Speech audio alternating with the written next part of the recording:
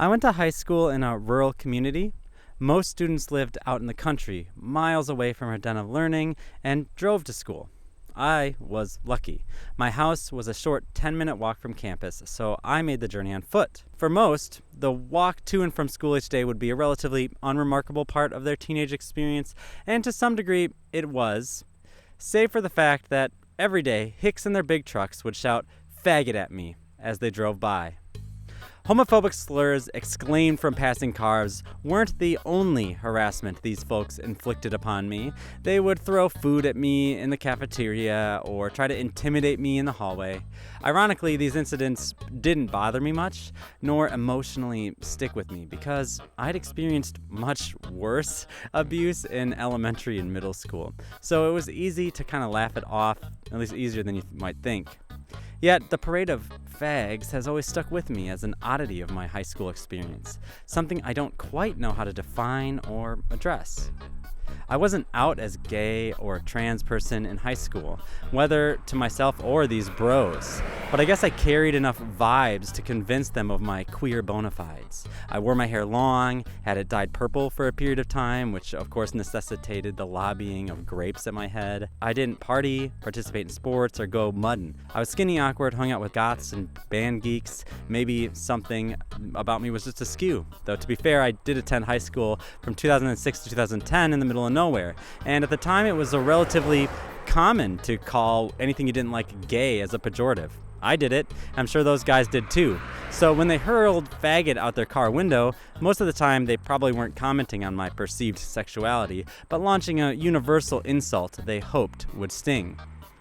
Of all the events in my turbulent high school experience, I can assure you the Parade of Fags was not particularly harmful, despite carrying more hurtful intention than many of my most difficult or painful moments. In 2024, I kind of love their crass words because it gives me an opportunity to tell a stupid joke where I explain what happened and then observe, turns out they were right, I am a fag.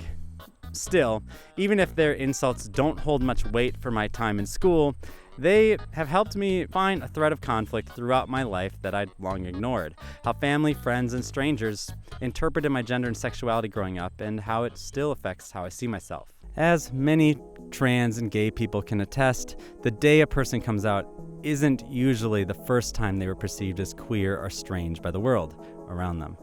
Sometimes these reactions can be humorous. When I was 5, I told my father I wanted to marry a man. He laughed and said he'd check back in when I was older, presumably suggesting that puberty would awaken a dormant attraction to women. He didn't know that around that time I was already questioning my gender, or that I would sometimes break down into tears because, quote, I wasn't a girl. Even though I was treated as a boy, I was perceived as too girly for most of my youth. Boys and girls had different reactions to my feminine qualities. Boys treated it as a shortcoming to be derided. Girls treated it as an opportunity to connect. My femme cousins sometimes wanted to style my long and colored hair or stay up late having gab sessions. Masculine relatives and friends, though, treated me with a veiled hostility, perhaps afraid that whatever cruel fate had befallen me could fall them next. At an early age, I learned to hide girly traits around boys, but that didn't always prevent insult or injury. One day, playing at my dad's house with my brother and his friend, who was my dad's best friend's son, they mercilessly shot at me from point-blank range with airsoft guns while calling me gay. That night, we slept in the same room, and for what felt like forever, they harassed me, joked that I was up in the top bunk shoving hot dogs into my vagina, or performing some other grotesque, presumably emasculating or homosexual act. I guess I failed to perform masculinity as a child, but then again, whoever does. In high school, I got involved in a local church where I participated in men's Bible study for teenagers. The gendered community always felt weird to me, and down the hall, the teenage women had their own Bible study. Many weeks, I was more curious about what they might be talking about than what the boys were up to. But it turned out to be a valuable experience. The masculine and sometimes too masculine setting gave me a crash course in the language, attitudes, and behaviors of men. And even while strangers let me know just how gay I appeared every day after school, this group helped me learn to blend in when I actually had to talk to boys. As I got older, I got more involved in Christian culture, but I don't think I ever escaped the terminal velocity of that person's kind of queer. I was a bit too sensitive, a bit too empathetic, a bit too smart for my own good. In most religious contexts, I was implicitly gatekept from leadership, friend groups, or inner circles, despite checking all the right outward boxes for inclusion.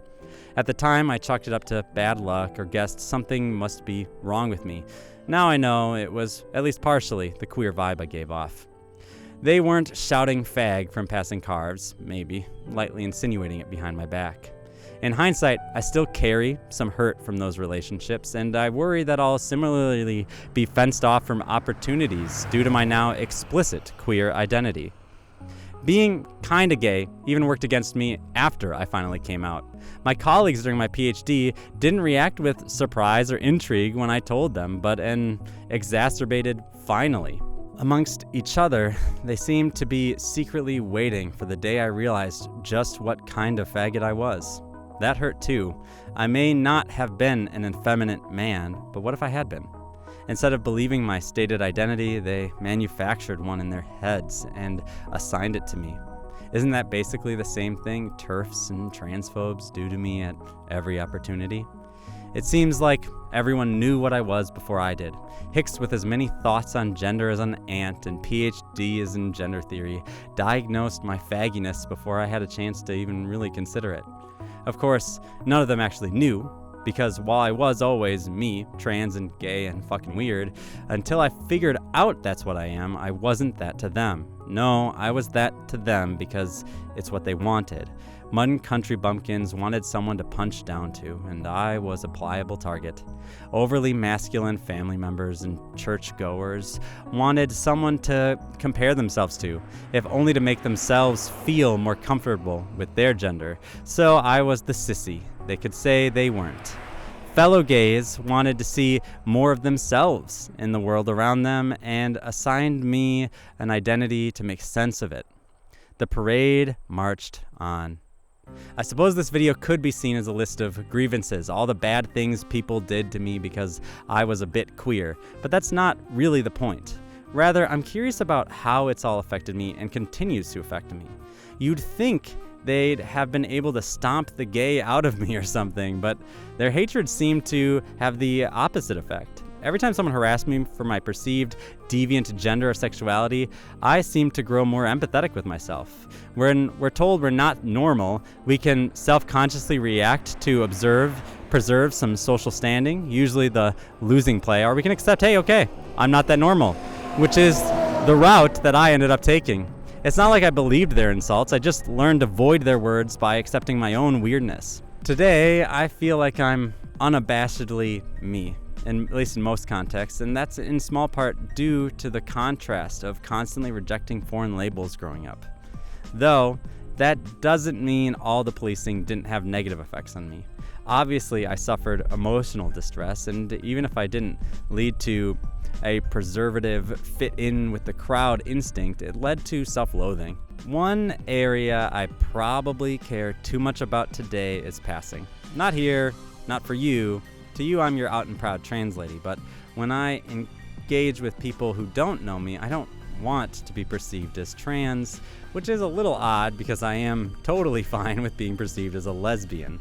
As a trans woman, I really don't want to be perceived as an effeminate man. It's a weird hang-up that I might carry forever, even if I'm not a man in the first place. Beyond that, I have a difficult time sitting through media which features sexual, verbal harassment, which triggers a shutdown response in me. It's hard to dredge up old feelings, even if you've mostly moved past them. Some days, I worry the parade of fags will never end. Will my identity always be a malleable cudgel with which to hit me? It's not like that stopped when I came out. If anything, the parade is louder and more hostile than ever before. At least before I had some plausible deniability. Now I'm a gay on the side of the road making YouTube videos about it to an ever-growing audience. So, that might as well be slapping a kick me sign on my back. Two facts, though, give me solace as I see the endless parades line behind me. First, every other queer person and many non-queer people have a similar parade at their back, and they survived it long before I was born, and I will as well. You will too. Second, the parade ultimately only reaffirms the necessity for me to figure out my own identity and stick to it. If I spent my life letting tobacco-spitting yokels, obsessive turfs, or defensive family members define me, I'd have never found any semblance of happiness or peace. The same goes for you, oh faithful viewer. Whatever parades at your back hasn't got shit on you, and it would be there whether or not you were walking down the road. So just keep walking until you reach where it, that is the parade, can never go. I'm Error. Beautiful day. Signing off.